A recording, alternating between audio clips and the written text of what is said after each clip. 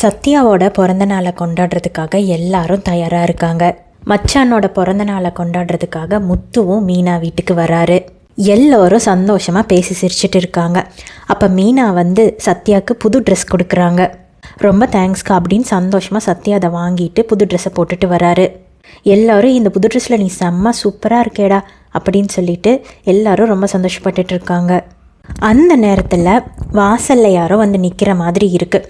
யாருன்னு மீனா போய் எட்டி பார்க்குறாங்க.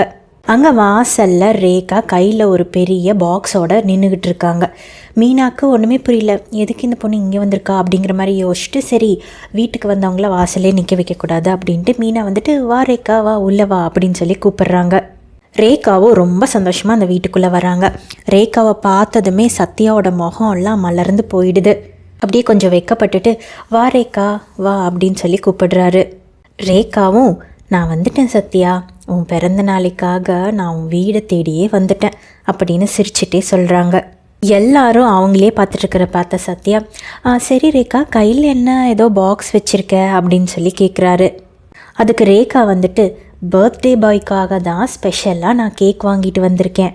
அதுக்கு சத்யா கொஞ்சம் கூச்சப்பட்டுக்கிட்டே எதுக்கு ரேகா இதெல்லாம் தேவையில்லாமல் எதுக்கு வீணாக செலவு பண்ணிகிட்ருக்க அப்படின்னு கேட்குறாரு. அதுக்கு ரேகா உனக்காக நான் இது கூட செய்ய மாட்டேனா சத்யா, சரி வா நம்மளாம் கேக் கட் பண்ணலாமா அப்படின்னு கேட்குறாங்க. கேக்கை பாக்ஸ்லேருந்து எடுத்து பிரித்து டேபிள் மேலே வச்சிடுறாங்க. ரேகாவும் சத்யாவும் பக்கத்தில் நின்றுட்டுருக்காங்க. சத்யா கேக்கை வெட்டுறாரு. வெட்டணுன்னு வாயை ரேகாவுக்கு ஊட்டி விடுறாரு. ரேகாவும் அதை கடித்து சாப்பிட்டுட்டு அந்த இதை திரும்ப எடுத்து சத்யாவுக்கு ஊட்டி விடுறாங்க.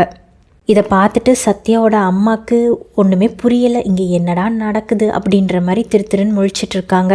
மீனாக்கு பகீர்னு ஆகுது, இவன் என்ன தான் பண்ணுறானோ அப்படின்ற மாதிரி கொஞ்சம் கடுப்பாக முகத்தை வச்சுக்கிறாங்க. முத்து சத்யா நாங்களும் தான்ப்பா இருக்கோம், எங்களுக்கும் கொஞ்சம் கேக் தரியா அப்படின்னு கேட்க எல்லாரும் சிரிச்சிட்டே இருக்காங்க. அப்புறம் சத்யாவும் மற்றவங்களுக்கும் கேக் கட் பண்ணி எல்லாத்துக்கும் கொடுக்குறாரு. கொஞ்ச நேரம் அங்கே இருந்த ரேகா சரி சத்யா எனக்கு நேரம் ஆகுது நான் கிளம்புறேன் அப்படின்னு சொல்லிட்டு வாசலுக்கு போகிறாங்க. அவங்க பின்னாடியே சத்யாவும் போகிறாரு.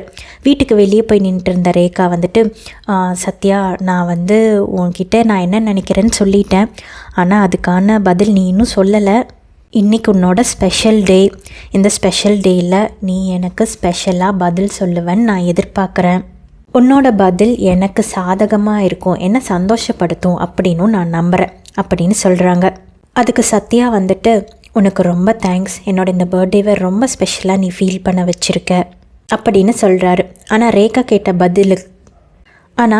கேட்ட கேள்விக்கு அவர் பதில் சொல்லலை. எதுக்கும் வீட்டில் எல்லார்கிட்டையும் கலந்து பேசிட்டு அப்புறம் முடிவை சொல்லலாம் அப்படின்ற மாதிரி யோசிச்சுட்டு ரேகாவுக்கு விடை கொடுக்குறாரு.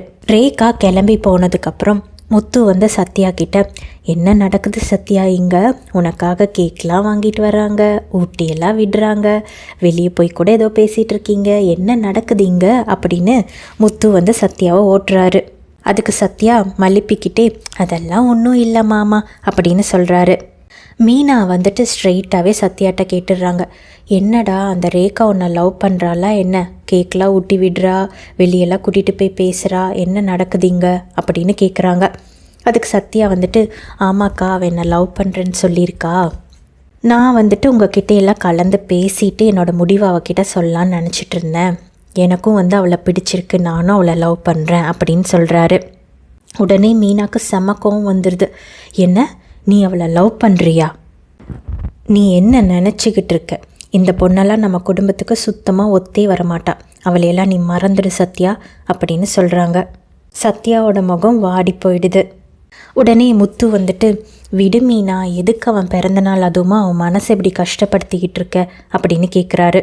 அதுக்கு மீனா நீங்கள் கொஞ்சம் சும்மா இருங்கங்க, உங்களுக்கெல்லாம் ஒன்றும் தெரியாது, நம்ம மனசில் நினைக்கிறது நம்ம ஆசைப்படுறது எல்லாத்தையும் நம்மளால் செஞ்சிட முடியாது, குடும்பத்தில் என்ன நடக்குது, குடும்பத்துக்கு ஒத்து வருமா இல்லையா இதெல்லாம் யோசிச்சுட்டு தான் நம்ம எதாக இருந்தாலும் செய்யணும் அப்படின்னு சொல்கிறாங்க.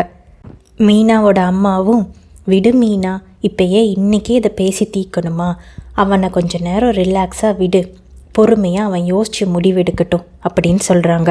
அதுக்கு மீனா இதில் யோசிக்க என்னமா இருக்குது, அதான் நான் வேண்டான்னு சொல்கிறேனே, அதை கேட்டு அவன் நடக்க வேண்டியதான் அப்படின்னு சொல்கிறாங்க. சத்யாவுக்கு மனசு ரொம்பவே அப்செட் ஆயிடுது.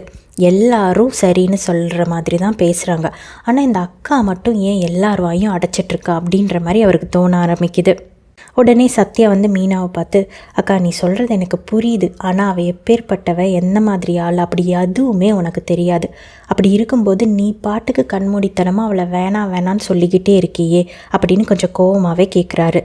ஓ, அந்த ரேகாக்காக நீ என்னை எதிர்த்து பேசக்கூட வந்துட்டியா அப்படின்னு மீனா இன்னும் கோவமாகறாங்க. சத்யாவும் சும்மா இல்லை, அக்கா இதோட போதும் நிறுத்திக்கோ, தேவையில்லாமல் என் லைஃப்பில் நீ தலையிட்டு இருக்க.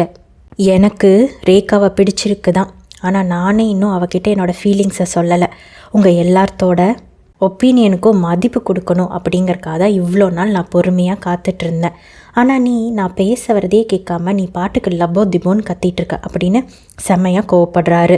மீனாவோட அம்மாவும் பையனும் பொண்ணும் இப்படி சண்டை போட்டுக்கிறாங்களே அப்படின்னு கவலையோடு அங்கே நின்றுட்டுருக்காங்க.